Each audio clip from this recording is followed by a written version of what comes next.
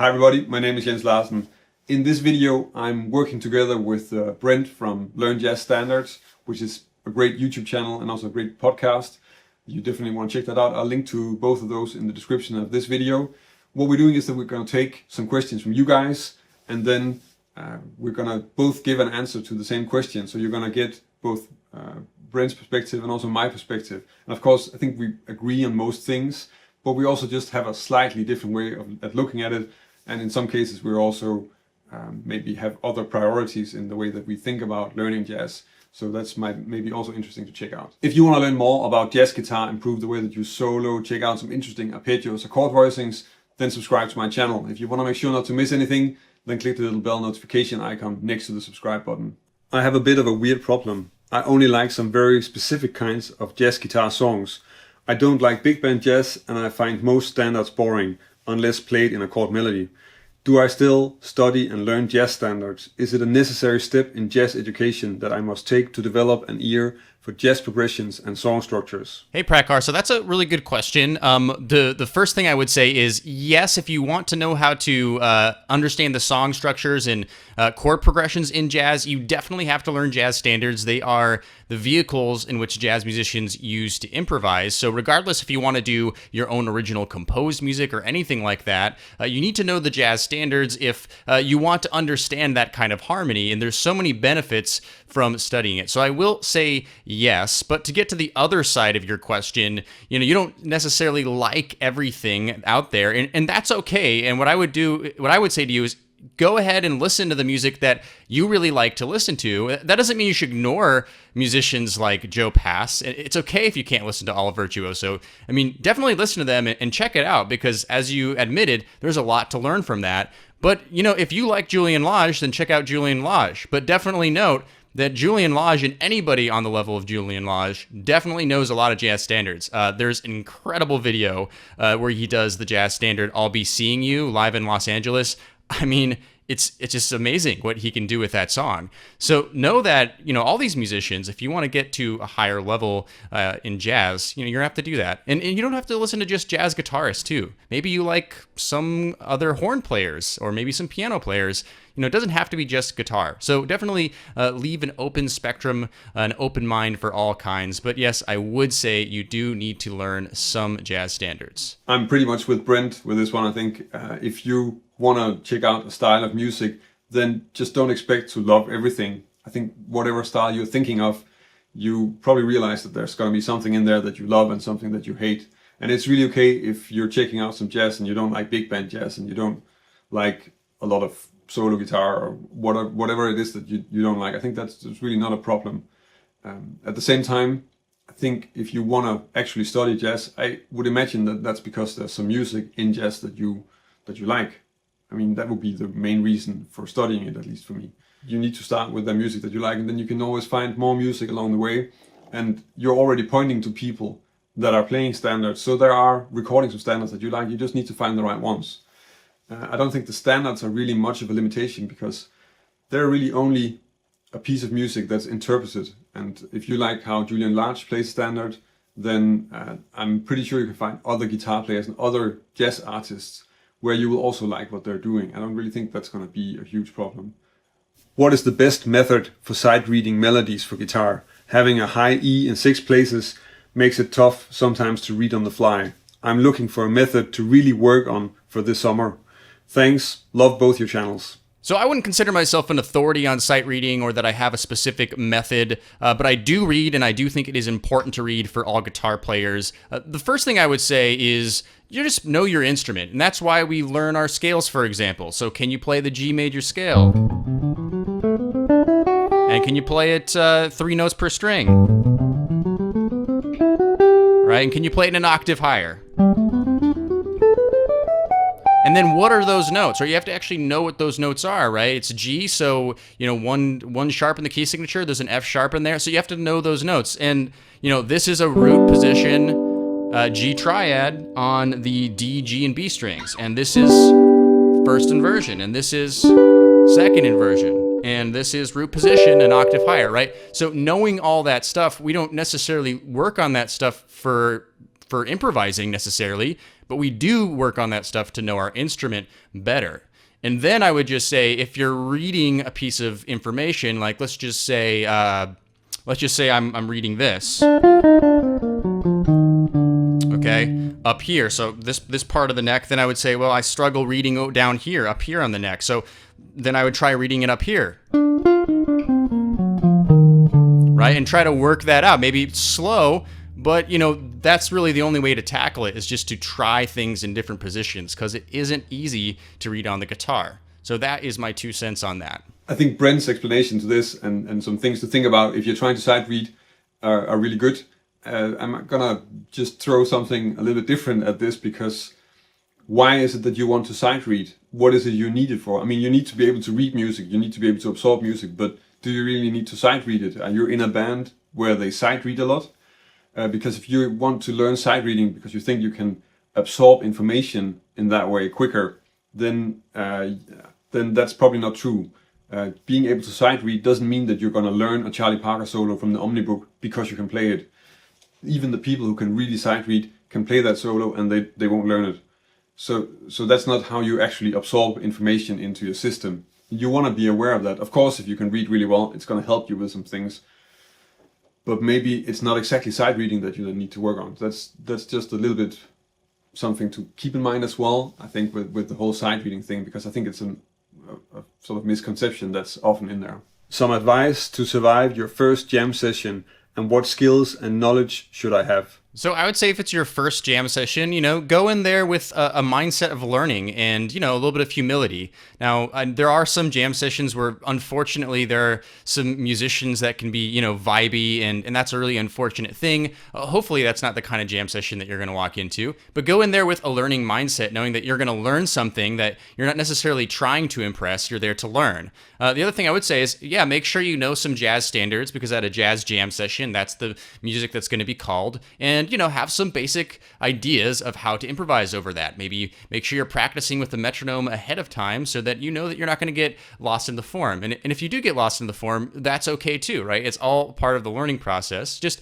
do a little homework, make sure you have some jazz standards down, and go in there with the right mindset. And I think you're going to be all right. I think that's the best way to learn, is just to go out there and actually do it. Jam sessions are not about perfection. I think that's important to remember. You don't have to show up and play the perfect solo.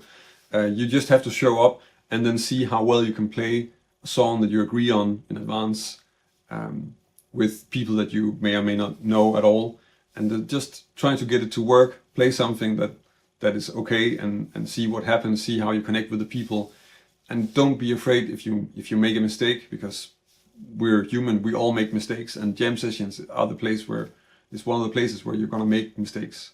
That's always going to be there, and then you just for the biggest part really just have to live with it in your own head that something went wrong, and that sometimes it's your fault, sometimes it's not your fault. You never know really what can happen, so you also have to approach it like that. The only thing I would say, and I think that's a little bit similar to what Brent is saying, is like it can really pay off to know what kind of songs they're playing. So different sessions will have different repertoire that they really play a lot, and you kind of want to check out those tunes. That's extremely practical. And anyway, you want to play, I mean, the tunes that they play and the tunes that you're going to come across, you want to know them really well. Make sure you can play them with just a metronome and keep the form. You can really hear the harmony. And then you'll get there, and then just make sure to go 10 times. How about remembering tunes? Have a day where you play through them all, transpose those tunes. I learn a tune, and then in a few weeks, it's gone if I don't play it. So in my experience with myself and with students, the main reason why people forget tunes that they've learned is because they didn't learn them the right way. So I have something I teach a lot called the LIST process for learning jazz standards. That's an acronym. And really quickly, it goes like this. L is for listen. You have to be listening to it a lot in order to get that inside of you. And then I is for internalize. Spend time sitting down only doing that. Not passive listening, intentional listening, so that you are internalizing that song, the melody, and the chords. And then S is for sing, be able to sing or hum or whistle the melody. And if you can, if you're more advanced, the bass notes of the chords, but be able to do that because that proves that you've internalized the information. And you haven't touched your instrument yet. Now we go on to T, which is transfer. You should already know the song essentially, and now all you're doing is transferring it to your instrument. If you need to, double check your work with a chord chart or something like that, that's okay too. But in general, if you're learning it by ear, I guarantee you are going to learn it and internalize it so much better. I sometimes add another one to that process called, which is S, which is study. So analyze the chord progressions. It'll help you understand it better if you understand it's a 2-5-1 in the key of C, and then it goes to the 4 chord,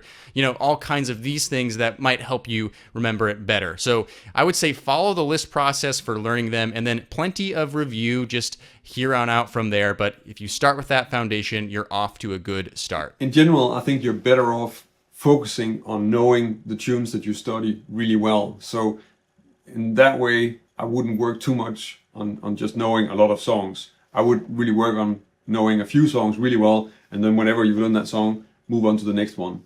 And I also think if you work deeply enough with a song, then even if you kind of forget it and you just have to refresh it, it will come back. That's at least my experience with it.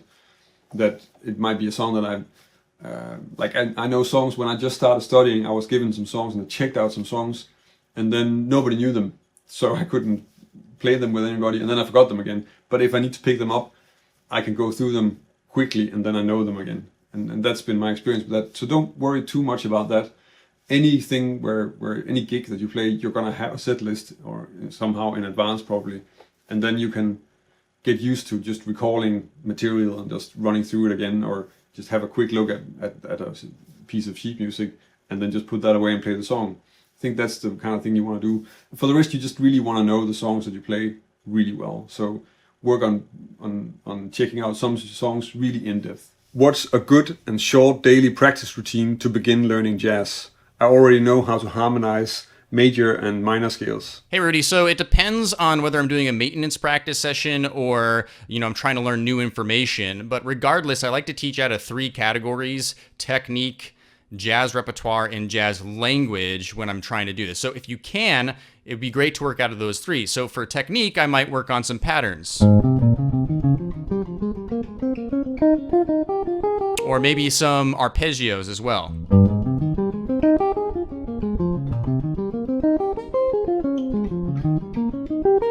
And so on and so forth. I was just going through basically major 7th or 7th arpeggios through the modes. All those things are good just to keep up your instrument and navigate it. You don't have to spend a lot of time on that. And then I would move on to jazz repertoire. So if I'm just doing a maintenance practice session, I might take a jazz standard I know well, like All the Things You Are, and just practice improvising over it a little bit with a metronome or something like that. If I was learning something new, maybe I'd be learning the melody, just the melody of that next song, and that's a good day's work. And then I'd move on to jazz language. So if I'm doing some maintenance, I'm just trying to, keep some jazz language on my mind. So maybe I'll take a lick into all 12 keys.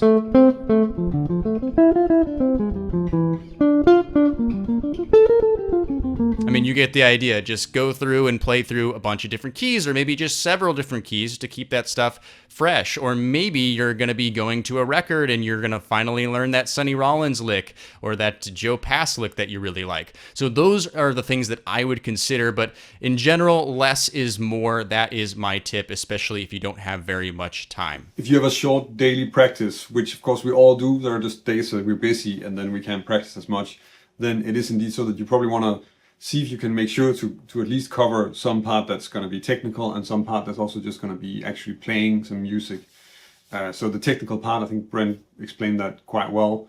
Can be good to have also, whatever works for you. There's going to be some stuff that's going to be scales and arpeggios. You can actually practice that on a song as well, depending on how easy that is for you to do. Some exercises that you might be working on, like a Joe Pass etude or something like